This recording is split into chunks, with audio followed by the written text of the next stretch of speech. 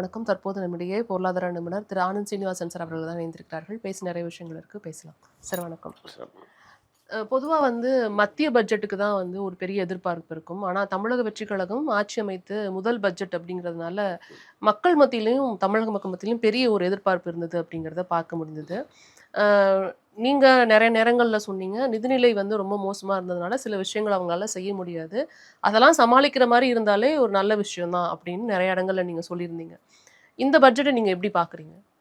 இந்த பட்ஜெட்ல அவர் ஸ்வேரிங் இன் செரிமனியில் எனக்கு டைம் வேணும்னு கேட்டது மாதிரியோட எக்ஸ்டென்ஷனாக தான் நான் பார்க்குறேன். பிகாஸ் அவர் வெரி கிளியர்லி டைம் எக்ஸ்டென்ஷன் கேட்டிருந்தார். எஸ்பெஷலி நான் என்னோட தரப்பில் அந்த 6 எல்பிஜி சிலிண்டர் 2500 ஸ்கீமு அதெல்லாம் இந்த டைமில் இப்போதைக்கு இம்ப்ளிமெண்ட் பண்ண முடியாதுங்கிறது இம்ப்ராக்டிக்கல். என்னாகலாம் பணம் கஜானாவில் இல்லை. நான் பண்ண முடியாதுங்கிறது எதுக்கு காரணம்னா, கஜானாவில் பணம் இல்லை. அவங்க ஆல்ரெடி நிறைய கடன் வாங்கி லிமிட்டுக்கு ஜஸ்ட்டு கொஞ்சம் கீழே வச்சுருந்தாங்க. இதுக்கு மேலே நீங்கள் கடனே வாங்க முடியாது. கடன் வாங்கி கூட கொடுக்கலாங்கிற மாதிரி கடன் கூட வாங்க முடியாத நிலைமையில தான் வச்சுட்டு போயிருந்தாங்க முன்னாடி அரசு. அதனால் இது நடக்காதுன்னு நம்மளுக்கு தெரியும். அண்ட் அவர் அண்டர் ப்ரெஷர் அவர் பண்ணலைங்கிறது ஒரு பாசிட்டிவாக தான் நான் பார்க்குறேன். ஏன்னா மக்களும் புரிஞ்சுப்பாங்கன்னு நான் நம்புகிறேன். அண்டு அவரால் முடிஞ்ச ஸ்கீமை பண்ணியிருக்காரு. எஸ்பெஷலி யங் லேடிஸ்க்கு அவர் ப்ராமிஸ் பண்ணார், நீங்கள் ஃபஸ்ட் டைம் மதர் ஆனீங்கன்னா ஒரு கோல்ட் ரிங் தரேங்கிறதும் கல்யாணத்துக்கு தாலியும் தரேங்கிறதும் ஃபஸ்ட்டு ஸ்டெப்பில் என்னை பொறுத்த வரைக்கும் அது ரெண்டும் இம்ப்ளிமெண்ட் பண்ணியிருக்கிறாரு. மீதியை அன்டச்டாக விட்டுருக்காரு. அண்டு அதோடு அவருக்கு கரெக்டாக பாயிண்ட் அவுட் பண்ணது என்னென்னா, ஸ்டேட்டு க்ரோ ஆன அளவுக்கு ரெவென்யூ கலெக்ஷன் க்ரோ ஆகலைங்கிறது. தட் இஸ் வருவாய் ஈட்டலை. ஸ்டேட் வளர்ந்துருக்கு, அதுக்கு ஈட்ட மாதிரி வருவாய் வளரலைங்கிறத அவர் அந்த ஒயிட் பேப்பரில் கிளியராக எக்ஸ்பிளைன் பண்ணிட்டாங்க. இதில் 3 பாயிண்ட்டு எனக்கு கிளியராக புரியுது. ஒன்று, ஸ்டேட்டு க்ரோ ஆன அளவுக்கு ஜிஎஸ்டி க்ரோத் இல்லை. இப்போ நீங்கள் ஒருத்தரும் நீங்கள் நிறைய கன்சியூம் பண்ணுறீங்கன்னா, அதுக்கேற்ற நீங்கள் ஒரு சோப்புக்கு பதிலாக 2 சோப்பு வாங்கினீங்கன்னா 2 வாட்டி ஜிஎஸ்டி கட்டணும். இப்போ நிறைய பேர் எல்லாருமே சோப் யூஸ் பண்ண ஆரம்பித்தாங்கன்னா அப்படி தான் டர்ன் ஓவர் ஏறும். நிறைய பேர் எல்லோரும் ஃபோன் யூஸ் பண்ணுறாங்க. எதை யூஸ் பண்ணாலும் ஜிஎஸ்டி வரும். அப்போ உங்களுக்கு கன்சம்ஷன் ஏறினா தான் ஜிடிபி ஏறும். கன்சம்ஷன் ஏறின அளவுக்கு ஜிஎஸ்டி கலெக்ஷன் ஏறலைங்கிறத ஒன்று சுற்றி காட்டியிருக்காங்க. ரெண்டாவது என்ன சுற்றி காட்டியிருக்காங்கன்னா, நீங்கள் கர்நாடகா, கேரளா, ஆந்திரா இந்த மாதிரி ஊரெல்லாம் பார்க்குறச்ச அவங்களோட ஸ்டேட்டில் இவ்வளோ லிக்கர் ஆனால் இவ்வளோ எக்ஸைஸ் டியூட்டி கலெக்ட் ஆகணும்னு இருக்குது. டாஸ்மாகில் சேல்ஸ் ஆன அளவுக்கு எக்ஸைஸ் டியூட்டி கட்ட வரலை, வருவாய் கம்மியாக இருக்குது. ரேட்டு அதே இருக்குது, ஆனால் வருவாய் கம்மியாக இருக்குது. டாஸ்மாகில் வேலை செய்கிறவங்களுக்கும் சம்பளம் கம்மியாக இருக்குது. ஸோ அந்த பணம் எங்கே போனதுங்கிறது ஒரு புரியாத புதிராக இருக்குது. ஸோ அது ஒரு ப்ராப்ளம். ஸோ டாஸ்மாகில் ரெவன்யூ வர வேண்டியது வரல. ஜிஎஸ்டியில் இவங்க க்ரோத் அளவுக்கு அமௌண்ட்டு வரல. மூணாவது இந்த மணல், அதுக்கப்புறம் இந்த ஜெல்லிக்கா ப்ளூ மெட்டல்னு சொல்லுவாங்க, அந்த ப்ளூ மெட்டல், கிரானைட்டு, இது மாதிரி இடத்துல இவ்வளோ தான் நீங்கள் எடுக்கலாம்னு சேங்ஷன் இருக்கும். ஆனால் இன்ஸ்பெக்ஷனில் பல இடத்துல மதுரையெல்லாம் என்ன கண்டுபிடிச்சிருக்காங்கன்னா, சேங்ஷன் லிமிட்டுக்கு மேலே மக்கள் யூஸ் பண்ணியிருக்காங்க. பட் நீங்கள் அப்போ இவ்வளோ லிமிட்னா இவ்வளோ தான் ரெவென்யூ. நீங்கள் இவ்வளோ 10 கல் எடுக்கலாம்னா 10 கல்லுக்கு தான் டேக்ஸ் கட்டியிருப்பீங்க. ஆனால் நீங்கள் 20 கல் எடுத்திருக்கீங்க. ஸோ நீங்கள் 10 கல்லுக்கு வரி கட்டிட்டு 20 கல் எடுத்திருக்கீங்க. ஸோ அப்படி ஒரு ரெவென்யூ லாஸ் இருக்குது. மைனிங் அண்ட் மினரல்ஸ் லாஸ் இருக்குது. டாஸ்மாகில் லாஸ் இருக்குது. அதே மாதிரி என்ன பண்ணாங்கன்னா, இந்த ஹைரைஸ் பில்டிங் ரெகுலரைசேஷன் அதெல்லாம் சிஎம்டிஏலேன்னு எடுத்துக்கிட்டு கவர்மெண்ட் லெவலில் பண்ணிட்டாங்க. ஸ்டேட்டுக்கு எங்கேன்னு வரும்? State GST, land registration, motor registration, இதெல்லாம் தான் டாஸ்மாக், இதெல்லாம் தான் மெயின் பிஸ்னஸ்ஸு. அவங்க என்ன சொல்கிறாங்கன்னா, லேண்ட் ரெஜிஸ்ட்ரேஷன்லேயும் லீக்கேஜ் இருக்குது. தட் இஸ் கரெக்டான லெவலில் எந்த ரெஜிஸ்ட்ராரும் லேண்டை பார்க்கல அப்படிங்கிறதையும் அவங்க சொல்லியிருக்கிறாங்க. ஸோ இதுக்கெல்லாம் பார்க்கறதுக்கு மான்டெக் சிங் அஹ்லுவாலியான்னு மன்மோகன் சிங் காலத்தில் ஒரு பெரிய பொருளாதார நிபுணர், எம் டாக்குமெண்ட் அப்படிங்கிறதோட ஆத்தர் அவர்.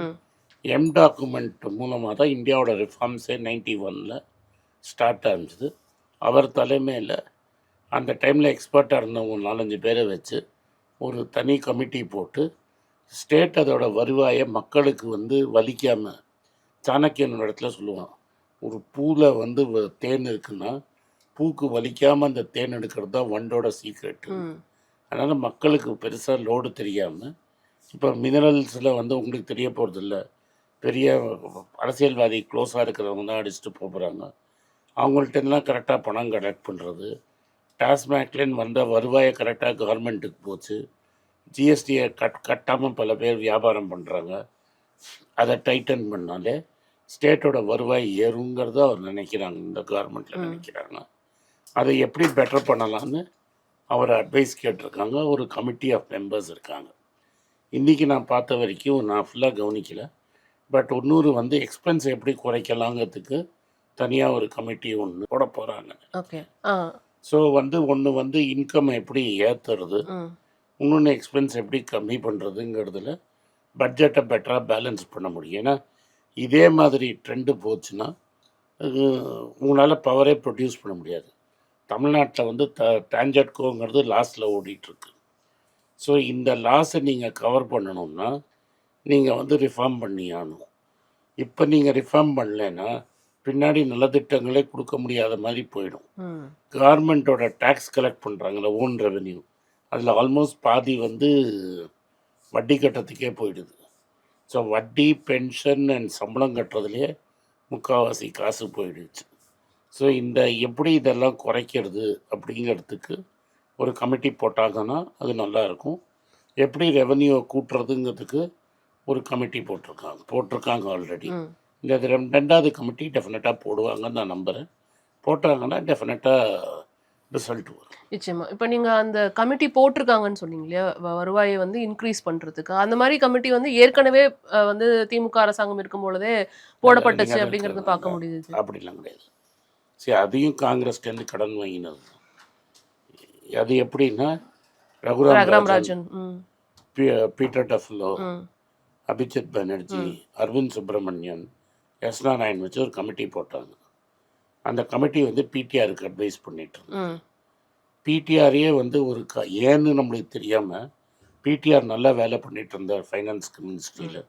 சடனாக ஒரு நாளைக்கு பிடிஆரை தூக்கி ஐடியில் போட்டாங்க. அடுத்த வந்த அமைச்சர் அந்த கமிட்டியை பப்ளிக்காக கூப்பிட்டு பேசினதா நம்மளுக்கு எந்த ரெக்கார்டும் இல்லை. நீங்கள் கமிட்டி போடலாம், கமிட்டி ஆட்சி பண்ணாது. நீங்கள் என்ன கூப்பிட்டீங்கன்னா நீங்கள் வந்து இப்போ என்ன ஸ்டாக் வாங்கலாம், எங்கே பணத்தை தங்கத்தில் போடலாமான்னு எல்லோரும் என்ன கேட்குறாங்க. தங்கத்தில் போடணுமா, ஈக்விட்டியில் போடலாமா, எதில் போடணுமான்னு நான் உங்களுக்கு அட்வைஸ் தான் கொடுக்க முடியும். உங்ககிட்ட இருக்கிற பணத்தை பிடி நான் வாங்க முடியாது, அது நீங்கள் பண்ணணும். அது மாதிரி ஒரு கமிட்டியோட வேலை என்னென்னா அவர் அட்வைஸ் தான் கொடுப்பாரு. அந்த அட்வைஸை இம்ப்ளிமெண்ட் பண்ணுறது ஒரு மினிஸ்டரும் ஐஏஎஸ் ஆஃபீஸரும். ஸோ நீங்கள் கமிட்டியை குற்றம் சொல்ல முடியாது. இல்லை, நான் கமிட்டியை குற்றம் சொல்லலை. அது மாதிரி ஆல்ரெடி அவங்க ஒரு கமிட்டி வந்து வச்சிருந்தாங்க. நான் சொன்னேன் பிடிஆர் எவ்வளோ இருந்தார். பிடிஆர் கரெக்டாக டேஷ்போர்டு எல்லாம் பண்ணி கொண்டு வந்தார். பிடிஆரையே மாற்றிட்டாங்க அவங்க. ஸோ இது ஆனால் அவங்க கரெக்டாக எடுத்துகிட்டு போனால் மேபி வந்து நீங்கள் சொல்கிற விஷயங்கள் மாறுவதற்கான வாய்ப்பு. கமிட்டிக்கு ஒரு லிமிட்டட் டைம் கொடுத்துருக்காங்க. கமிட்டி ரிப்போர்ட்டை நம்ம பார்க்கணும். அந்த கமிட்டி ரிப்போர்ட் டெஃபினட்டாக இம்ப்ளிமெண்ட் பண்ணுறதா இருக்கும். ஏன்னா மான்டேக் சிங் அஹ்லுவாலியா வந்து 20-30 வருஷம் மன்மோகன் சிங் கூடயே இருந்தவர். அப்போ இந்தியாவோட வளர்ச்சி 91 இந்தியாவை லிபரலைஸ் பண்ணதை பக்கத்தில் இருந்து பார்த்தவர். மன்மோகன் சிங் 10 வருஷம் பிரதமராக இருந்தபோது பிளானிங் கமிஷன் டெப்டி சேர்மனாக இருந்தவர். ஸோ அவருக்கு எப்படி ரெவன்யூ ஏற்றுறோன்னு ஒரு தெரியாத விஷயம் கிடையாது. அவர் சொல்கிறத இப்போ இருக்கிற ஐஏஎஸ் ஆஃபீஸர் கேட்பாங்களா இல்லையாங்கிறது நம்மளுக்கு தெரியாது. பட் அவர் கொடுக்குறத எனக்கு பர்சனலாக வந்து அவரோட ஒர்க்கெல்லாம் படிச்சிருக்கேன். நான் மன்மோகன் சிங்கோட சீடன் தான். அதனால் கரெக்டான பர்சனாக இதில் போட்டிருக்காரு. அவர் செய்வாரா அப்படின்னா எனக்கு தெரியாது. அதே மாதிரி ரகுராம் ராஜன்கிற ஒரு உலகம் அறிந்த அறிஞர், ரைட்டாக அவர் அட்வைஸ் கொடுத்துருப்பார். அவர் என்ன கொடுத்தாரு உங்களுக்கும் தெரியாது, எனக்கும் தெரியாது. இப்போ இந்தியாவில் மோடி சார் அவங்க வாண்டான்ட்டார். ரிசர்வ் பேங்க் கவர்னரில் இன்னொரு 3 வருஷம் இருக்கேன்னும் போது மானான்னு சொல்லிட்டாரு. இது எப்படின்னா துருப்பு சீட் எடுத்து கீழே போடுறது சீட்டில். இன்றைக்கி அப்படி அவர் திறமை இல்லாமல் இருந்திருந்தாருன்னு வைங்க. ஏன் அமெரிக்காவில் வந்து ஒரு ஃபெட்ரல் ரிசர்வ் கமிட்டியில் அவரை ஹெட்டாக போட்டிருக்காங்க. புரியுது, நான் சொல்கிறது புரியுது. ஒரு கமிட்டிங்கிறது உங்களுக்கு அட்வைஸ் கொடுக்கும். நீங்கள் டாக்டர்கிட்ட போகலாம், டாக்டர் இந்த மருந்து சாப்பிடுன்னு சொல்லுவார். அந்த மருந்து சாப்பிட்றியா இல்லையாங்கிறது உங்கள் கையில் இருக்குது. மருந்தை சாப்பிடல அப்புறம் டாக்டர் சரியில்லைன்னா எப்படி? நிச்சயமா. நீங்க வருவாய் பற்றாக்குறையை சமாளிப்பதற்கு சில நடவடிக்கைகள் எடுத்திருக்கிறதா சொல்றாங்க. குறிப்பா வந்துட்டு டாஸ்மாக் தயாரிப்பு ஆலைகள்ல வந்து அவங்க கிட்ட சில விஷயங்கள் வந்து வரிகள வந்து வாங்குறது. இது மாரி கனிம வளங்கள்ல சில விஷயங்கள் முன்னெடுப்பு. இதெல்லாம் வந்து பற்றாக்குறையை சமாளிக்கிறதுக்கான முன்னெடுப்பா இருக்குமா? இதெல்லாம் முதல் ஸ்டெப்ஸு. ம். பட் அந்த கமிட்டி ரிப்போர்ட்டு கொடுத்து எங்கே போகிறது, டாஸ்மாக்குங்கிறது எது மாதிரி ஆர்கனைஸ் பண்ணியிருக்காங்கன்னே ஒன்றும் புரியல. ம். ரைட்டாக எல்லாமே கவர்மெண்ட் கண்ட்ரோல் பண்ணுறதுன்னா வருவாய் எங்கே போச்சு? ம். அப்போ அந்த வருவாய் இத்தனை நாள் யார்கிட்ட ம். போயிருக்குங்கிறத நீங்கள் பார்க்கணும். ம். அதே மாதிரி ஹைரேஸ் பில்டிங்க்கெல்லாம் பர்மிஷன் கொடுத்தது யார்? ம். அது என்னாச்சு? ம். அதெல்லாம் நம்ம பார்க்க தான் எல்லாமே அங்கே நோட்டு இருக்கும், பேப்பர் இருக்கும். பார்த்து சரி பண்ணால் டெஃபினட்டாக சேஞ்ச் இருக்கும். ம். அதை தாண்டி இப்ப வந்து இதுல வந்து விமர்சனங்களும் எழுந்திருக்கு அப்படிங்கிறத பார்க்க முடியுது. குறிப்பா பள்ளிக் கல்வித்துறையில வந்துட்டு இன்டரிம் பட்ஜெட்ல வந்து 48,000 கோடிக்கு மேல வந்து நம்ம அ திமுக வந்து பட்ஜெட் வந்து தாக்கல் பண்ணியிருந்தாங்க. இப்ப வந்து ரொம்ப கம்மியா நீங்க வந்துட்டு இல்லை இப்போ 2 பட்ஜெட்டாக இவங்க பிரிச்சிருக்காங்க. ம். ஹையர் எஜுகேஷன் தனியாகவும் பள்ளிக் கல்வித்துறை தனியாகவும் ம். அவங்க ஒன்றா பண்ணாங்க. ம். நீங்கள் ரெண்டாக பார்த்தா கூட ஒரு 52,000 கோடி 1000 கோடி வித்தியாசம் இருக்குது. ம். அப்படின்னாக்கும் நிட்பிக்கிங் அங்கே ம். இங்கிலீஷில் ம். ம். இது சரியா இருக்கா அது சரியா இல்லையான்னு. ம். நான் இப்போ திரும்பி என்ன சொல்கிறேன்னா, இங்கே வந்து நீங்கள் பார்த்தீங்கன்னா யூத் அண்ட் டெவலப்மெண்ட்டுக்கு ஸ்போர்ட்ஸ் டெவலப்மெண்ட்டுக்கு அவர் செலவு பண்ணலை. ம். அவர் யூத் அண்ட் ஸ்போர்ட்ஸ் டெவலப்மெண்ட்டுக்கு 1000 கோடி ரூபா செலவு பண்ணுறேன்னு போட்டிருக்காரு. ம். சென்னை இல்லாமல் மற்ற ஊர்லலாம் வேர்ல்ட் கிளாஸ் ஸ்டேடியம் கட்டுவேன்னு போட்டிருக்காரு. ம். அதே மாதிரி தனியாக ஒரு அத்லீட்ஸுக்கு 5 கோடி ரூபா கொடுக்குறேன்னு. ம். ரைட்டா? ம். சைக்கிள் என்ன கொடுக்க போகிறாங்களோ அதை இம்ப்ரூவ் பண்ணியிருக்காரு. ம். இது மாதிரி பல விஷயங்கள் இருக்குது. ம். அவர் என்ன சொல்கிறாருன்னா, ஒரு அமைச்சர் வெளில வந்து ம். எங்களுக்கு இவ்வளோ போகும், நீங்கள் சில செலவுகளை ஜாஸ்தியாக போட்டுட்டு நீங்கள் செலவு பண்ணலைன்னு. ம். ஸோ சில காஸ்ட் அங்கே இன்ஃப்ளேட் ஆகிருக்கலாம். ஏன்னா இப்போ வந்து டாஸ்மாக்கு எல்லா இடத்துலையும் இருந்ததுனால சில காஸ்ட் இன்ஃப்ளேட் ஆகிருக்கலாம். ம். ம். அந்த காஸ்ட் இவர் டைட்டன் பண்ணிட்டாருன்னா நீங்கள் புரிஞ்சுக்கலாம். நீங்கள் வந்து ஏதாவது டினை ஆகி குறைச்சிட்டாங்கன்னா நீங்கள் புரிஞ்சுக்கலாம். நீங்கள் 48 ஸ்கூலுக்கு 48,000 கோடி பார்த்தீங்க. ஆஸ்பர்னு ஒன்று இருக்குது. ஆஸ்பர் சர்வேன்னு ஒன்று எடுப்பாங்க. அது என்னென்னா இது மாதிரி ஒரு கவர்மெண்ட் ஸ்கூலில் போய் 4ஆம் கிளாஸ் 5ஆம் கிளாஸ் பசங்க டெஸ்ட் எடுப்பாங்க. 7ஆம் கிளாஸ் பசங்க டெஸ்ட் எடுப்பாங்க. எந்த லெவலில் இருப்பாங்கன்னு. 7ஆம் கிளாஸ் படிக்கிற பையனுக்கு 3ஆம் கிளாஸ் கணக்கோ 3ஆம் கிளாஸ் படிப்பு இதுவோ வரல. தமிழ்நாடு தான் இருக்கிறதுலே லோவஸ்ட்டு ஸ்கோர். அப்போ நான் என்ன மாதிரி ஆன்லைன் என்ன கேட்பேன்னா, நீங்கள் 46,000 கோடி செலவு வச்சிங்கல்ல, பசங்களுக்கு ஏன் மார்க் வாங்கலை? இப்போ நான் ப்ரைவேட் ஸ்கூலுக்கு போனேன்னு நீங்கள் உங்கள் குழந்தைங்களே நீங்கள் ப்ரைவேட் ஸ்கூலுக்கு அனுப்பிச்சிங்கன்னா அந்த ஸ்கூலில் எதுக்கு ஃபீஸ் கட்டி போடுறீங்க? பையன் மார்க் வாங்குவான்னு, பையன் புரிஞ்சிட்ருப்பான்னு. 7ஆம் கிளாஸ் பையனுக்கு எழுத்து கூட்டி படிக்க முடியலன்னா நீங்கள் என்ன சொல்லி கொடுத்தீங்க? செலவு பண்ணிட்டீங்க, என்ன சொல்லி கொடுத்தீங்க? யார் தப்பு, யார் அக்கௌண்டபிள்? அந்த டீச்சர் ஏதாவது கேள்வி கேட்டிங்களா? ஸோ நம்ம வெறும் பணத்தை வச்சு மட்டும் பண்ண முடியாது. பிரதம்னு ஒரு பெரிய சர்வே, பிரதம்னு ஒன்று இருக்குது ஆர்கனைசேஷன், அவங்க சர்வே எடுக்கிறாங்க. அந்த சர்வேல பார்த்தா தமிழ்நாடு ரிசல்ட்டே சரியில்லை.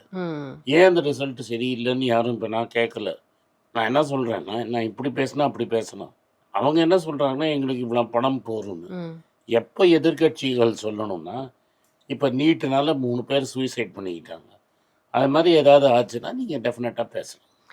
அதை தாண்டி எதிர்க்கட்சிகள் செய்யற விமர்சனம் வந்து இந்த பட்ஜெட்ல ஒண்ணுமே இல்ல. என்ன இல்ல? அதிமுக வந்து என்ன சொல்லுதுன்னா ஸ்டிக்கர் ஒட்டி இருக்காங்க. திமுக வந்து ஸ்டிக்கர் ஒட்டி இருக்காங்க எங்களோட எல்லா திட்டங்களும். அதிமுக வந்து நம்ம பேசவே கூடாது. அது ஒரு முடிஞ்சு போன கதை. ரைட்டா? அது வந்து இனிமே எலெக்ஷன் ஜெயிக்க போகுது. அப்புறம் நான் எந்த அதிமுகன்னு கேட்கணும். 5-6 அதிமுக இருக்கு.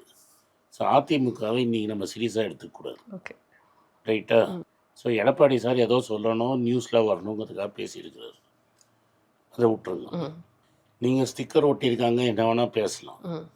உங்கள் நல்ல ஸ்கீம் அவர் அப்போ வந்து கருணாநிதியும் ஜெயலலிதாவும் போட்டி போடும்போது ஜெயலலிதா பண்ண ஸ்கீமை கருணாநிதி நிறுத்திடுவார்.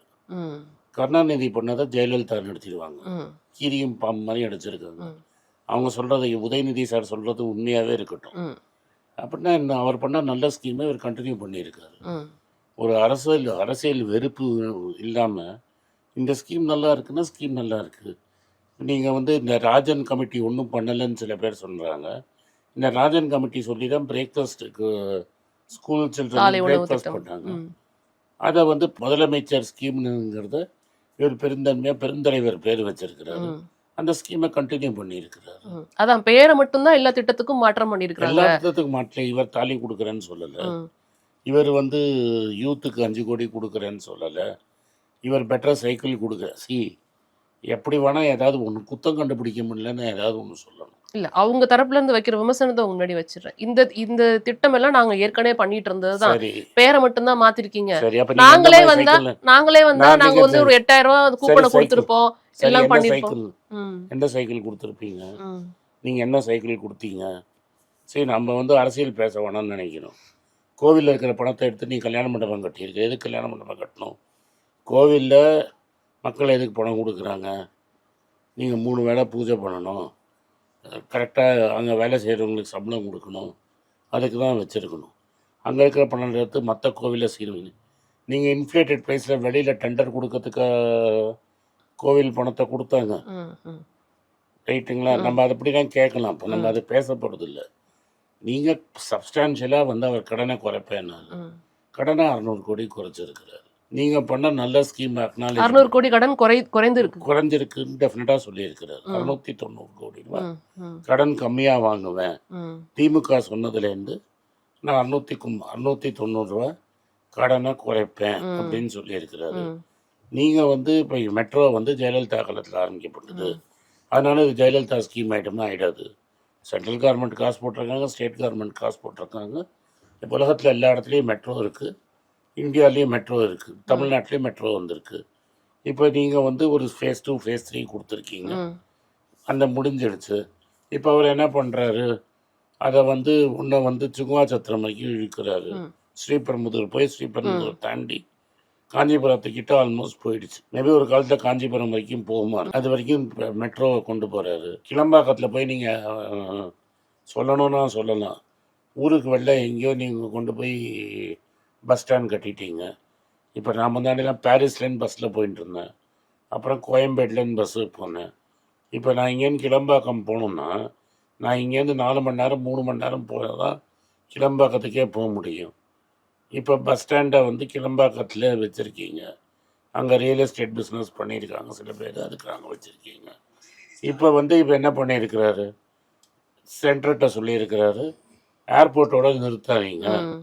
கிளம்பாக்கம் வரைக்கும் இழுத்து கொடுங்க, ம். ஸோ தட் மக்கள் வந்து குயிக்காக அந்த இது வரைக்கும் போக முடியும் அப்படின்னு சொல்லியிருக்கிறாரு. இதில் மாதிரி பல நல்ல திட்டங்கள் இருக்குதுன்னு செய்யுது. ம். வேற என்ன பண்ணலன்னு சொல்லணும். இப்போ நாங்கள் ஜெயிச்சிட்டோம் அதனால 1000 ரூபா ஸ்கீம் நிறுத்தணும்னு சொன்னா அது வந்து இல்ல அப்ப அவங்க அததான் கேக்குறாங்க. நீங்க இந்த 2500 ரூபாய் கொடுக்குறேன்னு சொன்னீங்க, அதுதான் கொடுக்கல. அவர் அதான் நீங்க சொல்லிட்டாரு. எடுத்தோடனே நீங்க சொல்லிட்டீங்க. அவர் இன்னைக்கு சொல்லலையே அதை. ம். ம். அன்னைக்கு ஜெயிச்ச அன்னைக்கே என்ன சொன்னார், நாங்கள் நிச்சயம். பதவியை எடுத்தோம், ம். நான் சொன்னதெல்லாம் எனக்கு ஞாபகம் இருக்கு, ம். ஆனால் இன்னைக்கு என்னால் பண்ண முடியல, ம். அவகாசம் கொடுங்கன்னு கேட்டாரு. ம். மக்களும் ஏற்றுக்கிட்டாங்க. ம். இப்ப இந்த கடன், வருவாய், செலவு இதுதான் வந்து மெயினான ஒரு விஷயமா இருக்குது ஒரு இதுல இப்ப இருக்கு. பட்ஜெட்டில் என்னங்க முக்கியம்? ஆமா. வீட்டில் நீங்கள் பட்ஜெட் போடுறீங்க, ம். உங்களுக்கு எவ்வளோ சம்பளம் வருதுன்னு முன்னாடியே தெரிஞ்சு உங்களுக்கு சம்பளத்துக்கு ஏற்ற மாதிரி நீங்கள் பட்ஜெட் ம். போடுறீங்க. ஸ்டேட் கவர்மெண்ட் அது மாதிரி பண்ண முடியாது. அவங்களுக்கு என்ன செலவுன்னு தான் தெரியும். இவ்வளோ பேருக்கு சம்பளம் கொடுக்கணும், இவ்வளோ வட்டி கட்டணும், இவ்வளோ இது பண்ணணும்னு தெரியும். ம். பட் வருவாய் எவ்வளோ வரும்னு அவங்களுக்கு தெரியாது. ம். வரி கட்ட தான் வருவாய் வரும். அந்த வருவாயை வந்து தான் கணிக்க தான் முடியும். செலவு நிச்சயம், வருவாய் நிச்சயம் கிடையாது.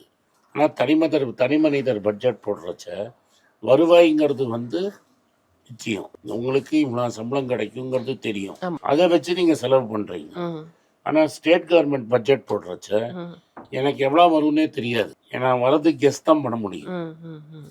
இவ்வளோ பேர் எனக்கு முன்னாடியே சொல்ல முடியுமா, இவ்வளோ பேர் சோப்பு சீப்பு வாங்க போகிறாங்க, ம். இவ்வளோ பேர் ஹோட்டலில் தங்க போகிறாங்க, ம். இவ்வளோ பேர் சென்னைக்கு வருவாங்க. இப்போ நீங்கள் வந்து இப்போ சென்னையில் இருக்கீங்க, இந்த வருஷம் 12 மாதத்தில் எவ்வளோ வாட்டி கோயம்புத்தூர் போவீங்கன்னு இன்றைக்கே சொல்லுங்க நிச்சயம். சொல்கிறீங்க. நிச்சயம். ம். 4 வாட்டி போவீங்களா இருக்கும், இல்லைன்னா போகாமையே விடுவீங்களா இருக்கும். எக்ஸாக்ட்லி. அதெல்லாம் கெஸ் பண்ணி ஒரு நம்பர் கொண்டு வராரு அவர். எவ்வளோ லிட்டர் பெட்ரோல் ஆகும், எவ்வளோ டீசல் ஆகும், அதில் வருவாய் என்ன வரும், இதெல்லாம் வச்சு கணக்கு போட்டு ஒரு நம்பர் கொண்டு அது வராரு. சமனா இருக்குன்னு நீங்க நினைக்கிறீங்களா? பாக்குறப்ப கடன், வருவாய், செலவு இதுதான் இங்க மெயின் பார்ட்டா இருக்கு. அது இல்லையே, சமமா ஃபர்ஸ்ட் இருக்கு. அவர் சொல்லிட்டாரு கடன் ப்ராப்ளம், ம். கடன் சுமையை குறைக்கணும் ம். அப்படிங்கிறத ஒத்துக்கிட்டாரு. ம். ம்.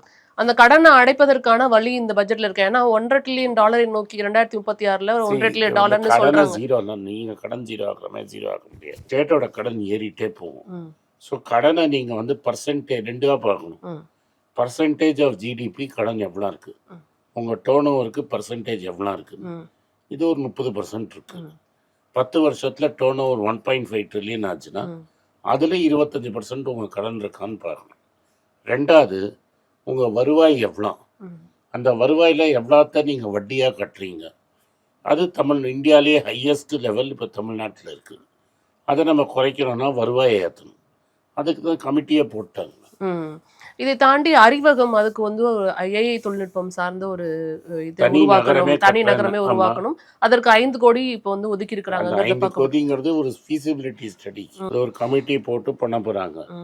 அதுக்கப்புறம் வருங்காலத்தில் அந்த ஊர் எந்த ஊரில் பண்ண போகிறாங்க, அங்கே என்ன பண்ண போகிறாங்க, அங்கே யார் வருவாங்க, அந்த ஊரை டெவலப் பண்ணி அது ஒரு 5-10 year ப்ராஜெக்ட். ரைட்டாக நாளைக்கே வந்து நம்ம மோதி மாதிரி சொல்ல முடியாது. 100 ஸ்டேட்டு கட்டுவேன், 100 சிட்டி கட்டுவேன்னு கேட்டு மெட்ராஸில் மாம்பழத்தில் 2 ஃபுட்பாத் போட்டு இதுதான் ஸ்மார்ட் சிட்டிங்கிறது காட்ட முடியாது. ஸோ இது தனி ஊராக அவர் க்ரியேட் பண்ண போகிறாருங்க. இப்போ வேலைச்சேரி அது வேலை பார்த்து 25 வருஷத்துக்கு முன்னாடி, நீங்கள்லாம் ரொம்ப சின்னவனால நீங்கள் பழக்கத்துக்கு முன்னாடி வேலைச்சேரி ஊரே கிடையாது, அங்கே வெறும் காடாக தான் நான் பார்த்துருக்கேன். இன்றைக்கி அது ஒரு பெரிய சபப் ஆகிடுச்சு. ஸோ இந்த அறிவிகம்ங்கிற ஊர் ஒரு பெரிய சபப் ஆகும். அது மெட்ராஸுக்கு சபபாக இருந்தால், கோயம்புத்தூருக்கு சபபாக இருந்தால், அதுக்கு தான் இந்த ஃபீசிபிலிட்டி ஸ்டடி பண்ணுறாங்க. கவர்மெண்ட் எங்கே நிலம் இருக்கோ அங்கே கொண்டு போய் பண்ணுவாங்க. ஓவராலாக இந்த பட்ஜெட்டோட மதிப்பெண் அப்படின்னு நீங்கள் ஏதாவது மைண்ட்ஸில் வச்சுருக்கிறது? நான் மதிப்பெண்ணுலாம் நான் சொல்லலை. இது நல்ல பட்ஜெட்டாக, நல்ல பட்ஜெட். ஏன்னா எல்லாத்துக்கும் ஒரு எதிர்பார்ப்பு இருந்திருக்கும். அந்த எதிர்பார்ப்பை பூர்த்தி பாருங்க, எனக்கு 2500 ரூபா ஓசியில் கிடைக்கும் நீங்கள் நினச்சிங்கன்னா அந்த எதிர்பார்ப்பு இல்லை. அந்த எதிர்பார்ப்பு இப்போதைக்கு இல்லை, ரைட்டுங்களா? ஆனால் மக்கள் அதுக்காக ஓட்டு போடல. மக்கள் வந்து 8000 ரூபாய்க்கு தான் ஓட்டு போட்டிருப்பாங்க. அதே மாதிரி எடப்பாடி சொன்னதுக்கு மக்கள் ஓட்டு போடல, இவர் சொன்னதுக்கு மக்கள் ஓட்டு போட்டிருக்காங்க. இவர் டைம் கேட்டிருக்காரு. இப்போ கூடிய இது எலெக்ஷன் வரும், இந்த எலெக்ஷனில் யார் ஜெயிக்கிறாங்கன்னு பார்த்து கிளியராக தெரிஞ்சிடும் மக்கள் மூடு என்ன இருக்குது. இடைத்தேர்தலை சொல்கிறேன், இடைத்தேர்தலில் சொல்கிறேன். பட் எனக்கு தெரிஞ்ச வரைக்கும் மூட பார்க்கறச்ச மக்கள் are willing to give time. ஒரு பெரிய எதிர்ப்பினை இருக்கிற மாதிரி எனக்கு தெரியும். இதுக்கு முன்னாடி இப்போ கொஞ்ச நாளைக்கு முன்னாடி விமர்சனங்கள் வந்தது என்னன்னா, தமிழக அரசு வந்து 20,000 கோடி ரூபாய் கடன் வாங்கிருச்சு ஆல்ரெடி. ஏற்கனவே வந்து கடன் சுமை இருக்கிறப்ப எல்லா ஸ்டேட் கவர்மெண்ட்டும் நாளைக்கு நான் காங்கிரஸ்காரன், காங்கிரஸ் ஆட்சி நாளைக்கு வந்ததுன்னா கடன் வாங்க முடியாதுன்னு சொல்ல முடியாது. நாங்கள் கடனை வாங்கி என்ன பண்ணுறோங்கிறது தான் முக்கியம். கடனை வாங்கி இன்வெஸ்ட் பண்ணுறோமா இல்லை கடனை செலவு பண்ணுறோமா அப்படிங்கிறது தான் இம்பார்ட்டண்ட். இந்த அரசாங்கம் என்ன சொல்லுதுன்னா, நாங்கள் கடனை வாங்கி செலவு பண்ண மாட்டோம், கடனை வாங்கி கேபிட்டல் கட்டுமானம் பண்ணுவோம், அதனால் ஊர் டெவலப் ஆகும். இப்போ நீங்கள் அறிவிகம்னு ஒரு எது சொன்னீங்க, ஒரு ஊர் கிரியேட் பண்ண, ஒரு ஊர் கிரியேட் பண்ணால் எவ்வளோ பேருக்கு வேலை வாய்ப்பு கிடைக்கும். ஸோ அது ஒரு ஃப்ளோவில் வரும், அதில் எக்ஸ்ட்ரா ரெவன்யூ வரும், அந்த ரெவன்யூ வச்சு கடனை கட்டலான்னு. ஸோ கடனே இல்லாத ஒரு ஸ்டேட்டு உலகத்தில் எங்கேயாவது யாரையாவது காட்ட சொல்லுங்க. இன்னொரு கேள்வியும் வைக்கிறாங்க, அதையும் உங்ககிட்ட கேட்கணும்னு நினைக்கிறேன். இந்த பார்ட்டி ஃபண்டை ஒழிச்சிட்டேன் அப்படின்னு சொல்கிறாங்க, இன்றைக்குமே அது வந்துட்டு சொல்லிட்டு இருக்கிறாங்க. இன்னைக்கு நிதிநிலை அறிக்கை வாசிக்கும் போது அதை சொன்னாங்க. பட் பார்ட்டி ஃபண்டை ஒழிக்கிறதுனாலையோ ஊழலை ஒழிக்கிறதுனாலையோ அது எப்படி வந்து வருவாயாக மாறும், அதை நீங்கள் எப்படி வந்து கணக்கு காமிக்க முடியும்ன்ற ஒரு கேள்வியை வைக்கிறாங்க. அது ரொம்ப சிம்பிளுங்க. இப்போ நீங்கள் போகிறீங்க, எதுக்கு ரெஜிஸ்ட்ரார் காசு வாங்கிக்கிறோம் உங்கள்கிட்ட வந்து 10 லட்சம் நிலத்தை 5 லட்ச ரூபாய்க்கு பதிவு பண்ணுறதுக்கு தானே காசு வாங்குறான். இப்போ அவனை காசு வாங்க முடியாமல் பண்ணிட்டேன்னா, இப்போ 5 லட்ச நிலத்துக்கு பண்ண மாட்டான்ல, 10 லட்ச ரூபாய்க்கு தானே பண்ணுவான். அவனுக்கு ஒன்றும் கெயின் இல்லைல்ல. இப்போ அவன் என்ன சொல்கிறான் ரெஜிஸ்டர் ஆஃபீஸில், இந்த நிலம் 10 லட்ச ரூபா வருது, ஸ்டேட்டுக்கு 90,000 ரூபா பணம் கட்டணும், நீ 5 லட்ச ரூபாய்க்கு பண்ணிக்க, நான் உனக்கு 45,000 ரூபாய் கெயின், அதில் எனக்கு பாதி காசை கொடு. இதுதானே பேரம், இதுதானே கரப்ஷன்னா. பேரம் என்ன, நீ நியாயமாக பண்ணால் 90,000 ரூபா ஆகும், நான் உனக்கு 45,000 ரூபா முடிச்சு தரேன், உனக்கு 45,000 ரூபா சேவிங், எனக்கு 22,000 ரூபா கொடுங்க. அப்போ ஸ்டேட்டுக்கு போக வேண்டிய 45,000 ரூபா கேன்சல் பண்ணி 22,000 ரூபா அந்த ஆஃபீஸர்கிட்ட போகுது. ஸோ இப்போ 2 விஷயம் நடக்கும், இந்த ஆஃபீஸர்கிட்ட போகாது, இந்த 45,000 ரூபாய் ஸ்டேட்டுக்கு வரும். ஸோ ரெஜிஸ்டர் ஆஃபீஸ் மாதிரி இடத்துல நீங்கள் வந்து கரப்ஷனை நிறுத்தினீங்கனாலே ஸ்டேட்டோட ரெவென்யூ ஒரு 2-3 வருஷத்துல ஏறும். ஸோ இது வந்து கரப்ஷன். பார்ட்டி ஃபண்ட் வந்து ஏற்கனவே வந்து முதலமைச்சர் சொல்றாரு, கரப்ஷன் தான். பார்ட்டி ஃபண்டை வந்து ஒழிக்கிறதுனால எப்படி வந்து கஜானாக்குள்ள அந்த காசை கொண்டு வர முடியும்? அரசியல் சாசனம் சட்டம் என்ன, நீங்க வந்து பார்ட்டிக்கு ஃபண்டெல்லாம் கொடுக்க முடியாது. பார்ட்டிக்கு ஃபண்டு வேணுமா நான் தானம் பண்ணலாம். இப்போ என் கட்சிக்கு காசு பண்ணால் நான் செக்கில் கையெழுத்து போட்டு என் கட்சிக்கு காசு கொடுத்து ரெசிப்ட் வாங்கி வச்சுக்கலாம். ரைட்டா? இதுதான் சட்டப்படி. யாரெல்லாம் சட்டப்படி நடத்துறதுன்னு நான் சொல்லலை. ஸோ யாரும் டொனேஷன் பண்ணாங்கும் போது நீங்கள் என்ன சொல்கிறீங்க, இந்த ஹைரைஸ் பில்டிங் கட்டுறதுக்கு எனக்கு பிளான் கொடு, பிளான் அப்ரூவலுக்கு காசு அப்படின்னா வாங்குறீங்க. அப்போ அந்த பிளான் அப்ரூவலுக்கு இந்த காசை கொடுக்க ரெடியாக இருக்கிறவன் அதை நீங்கள் கவர்மெண்ட் ஃபீஸாக வாங்கினா கவர்மெண்ட்டுக்கு தானே வருவாய் ஏறும். எதர் கவர்மெண்ட்டுக்கு வருவாய் ஏறும், இல்லை மக்களுக்கு செலவு கம்மியாகும். அப்புறமா இந்த அடுத்த விமர்சனம் வந்து பயிர்க்கடன் தள்ளுபடி. இது நீங்க வந்து முழுமையா பண்றேன்னு சொன்னீங்க, 50,000 போறீங்க, அப்புறம் 75,000 சொன்னீங்க. இதே ஒரு இம்ப்ரூவ்மெண்ட் இல்லை, 50,000 ரூபா முன்னாடி சொன்னார். அப்போ அவர்கிட்ட பட்ஜெட்டில் இடம் இருக்குது, 75,000 ரூபா சொன்னார். 75,000 மேலே இருக்கிறவங்களுக்கு 35,000 ரூபா பண்ணியிருக்குது. ஸோ 75,000 அடு எப்போதுமே அறம் என்னன்னா, அவர் அறத்தை பற்றி பேசியிருக்காரு. யாருக்கு ஒரு ஒன்றுமே முடியலையோ அவனுக்கு தான் கொடுக்கணும். இப்போ நான் போய் கவர்மெண்ட்லேருந்து சப்சிடி வாங்கினா அது தப்பு. ஸோ அந்த 75,000 ரூபா கூட கட்ட முடியாத இருக்கிறவனுக்காவது எல்லாத்தையும் க்ளோஸ் பண்ணுறது பெட்டரா, இல்லை எல்லாருக்கும் 50,000 ரூபா குறைக்கிறது பெட்டரானா, அவர் என்ன நினச்சிருக்கிறாங்கன்னா இந்த 75 வரைக்கும் முழுசாக தள்ளுபடி பண்ணி. ஆனால் நீங்கள் வாக்குறுதி இப்படி கொடுக்கலங்கிற குற்றச்சாட்டை வைக்கிறாங்க. வாக்குறுதிக்கு தான் அவர் தான் பதில் சொல்லிட்டாரு. பதவி ஏற்ற அன்னைக்கே சொல்லிட்டாரு, கஜானால இல்லை, என்னால் கொடுத்த வாக்குறுதியை இப்போ முடிக்க முடியாது, எனக்கு டைம் வேணும்ட்டாங்க. இந்த பட்ஜெட்டில் 2 வருஷம் டைம் கொடுக்குது.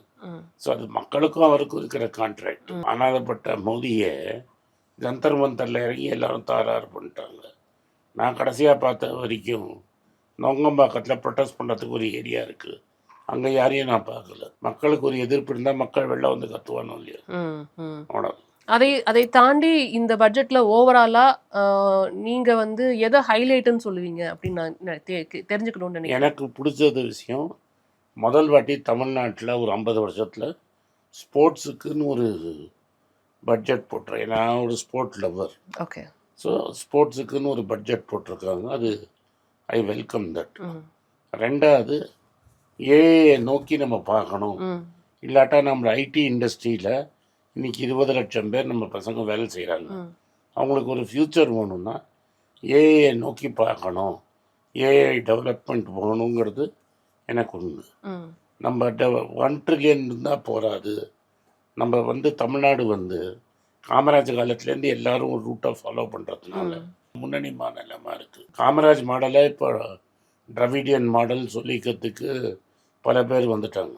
இப்போ இந்த டிராவிடியன் மாடலுங்கிறது என்ன, இப்போ இவங்க நாங்கள் தான் டிராவிடியன், நாங்கள் தான் டிராவிடியன்கிறாங்க.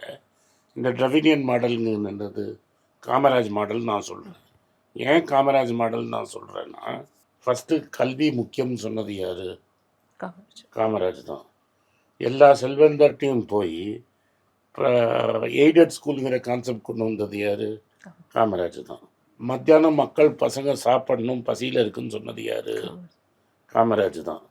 தமிழ்நாட்டில் தொழிற்சாலைகள் வரணும்னு சொன்னது யார்? காமராஜ் தான். இவ்வளோ தமிழ்நாட்டில் நீ எங்கே வேணால் போய் டேம் கட்டி பாருங்கள், இல்லாட்டா திருமலைப்பிள்ளை ரோட்டில் தான் அவர் வீடு இருக்குது. முதல் மாடிக்கு போனீங்கன்னா என்ன டேமில் கட்டின மேஸ்திரி போட்ட சிமெண்ட் இப்படி தூக்கி போட்டு தேய்ப்பாங்களே, அந்த எவ்வளோ இருக்குதுன்னு நீங்கள் பார்த்தீங்கன்னா எந்தெந்த டேமுக்கு என்னென்ன யூஸ் பண்ணாங்கன்னு எடுத்து வச்சுருக்காங்க. இன்றைக்கி தமிழ்நாட்டில் இருக்கிற பவானி சாகராக இருக்கட்டும், சாத்தனூர் டேமாக இருக்கட்டும், பல டேம் கட்டினது அவர் தான். அதே மாதிரி இப்போ கேரளாவோட தண்ணி ஷேரிங் போட்ட அக்ரிமெண்ட் இன்றைக்கி வரைக்கும் ஒழுங்காக இருக்குது. ஸோ வந்து இன்றைக்கி பிஹெச்எல்லுக்கு கொண்டு வந்தது அவர் தான். இன்றைக்கி அதை சுற்றி ஒரு பெரிய இண்டஸ்ட்ரியே இருக்குது. திருச்சிலையும் இருக்குது, ராணிப்பேட்லேயும் இருக்குது. இங்கே பெரம்பூரில் ஐசிஎஃப் கொண்டு வந்தது அவர் தான். ஆவடியில் டேங்க் ஃபேக்ட்ரி கொண்டு வந்தது அவர் தான். அதன் சுற்றி பல சிறு தொழில்கள் வளர்ந்தது. சிட்கோ அப்படின்னு ஒரு கம்பெனி வந்தது. டிட்கோ இதெல்லாம் பண்ணது அவரோட ஐடியா தான். சிறு தொழில் இருந்தால் தான் நிறைய பேருக்கு வேலை கிடைக்கும்னு அவர் பண்ணார். மற்றவங்க அது மாதிரி இவங்க என்ன பண்ணாங்க, கல்வி தந்தைகளுக்கு கொடுத்து கல்வி தந்தைகளை பணக்காரங்களாக்கினாங்க.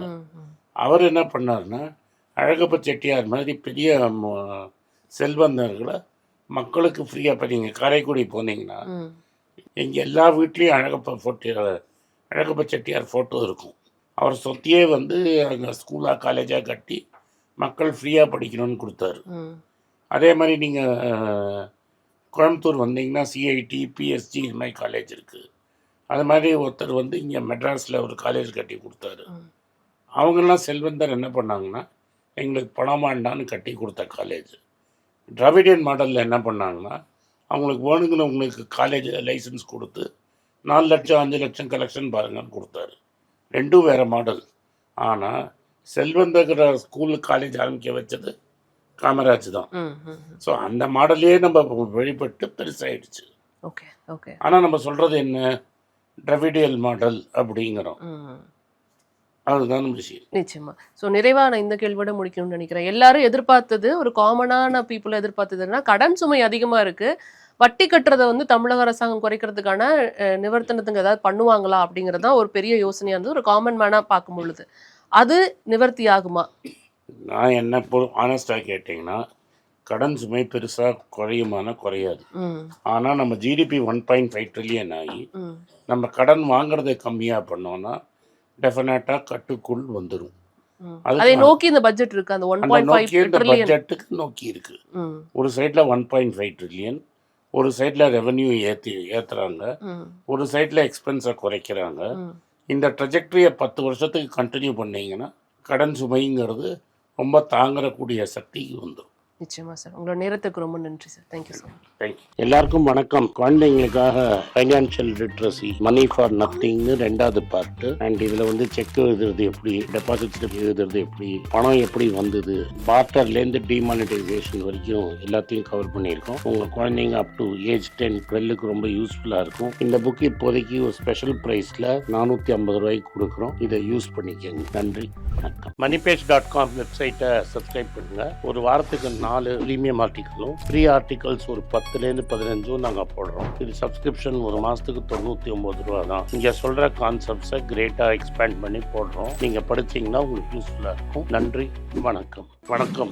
குழந்தைங்களுக்காக ஒரு புஸ்தகம் லான்ச் பண்ணோம். அது ரொம்ப சக்ஸஸ்ஃபுல்லாக இருக்குது. யாருக்கெல்லாம் அந்த புஸ்தகம் போகணுமோ எங்கள் டீமுக்கு கான்டாக்ட் பண்ணுங்கள். கீழே இருக்கிற நம்பர்லேயும் வெப்சைட்லேயும் கான்டாக்ட் பண்ணிங்கன்னா உங்களுக்கு அந்த புஸ்தகத்தை நீங்கள் வாங்கிக்கலாம். மற்ற எங்கள் புஸ்தகமும் அவைலபிள். எங்கள் வெப்சைட் மூலமாகவும் வாங்கலாம். கீழே இருக்கிற வாட்ஸ்அப் நம்பர்லேயும் மெசேஜ் அனுப்பலாம். நன்றி, வணக்கம்.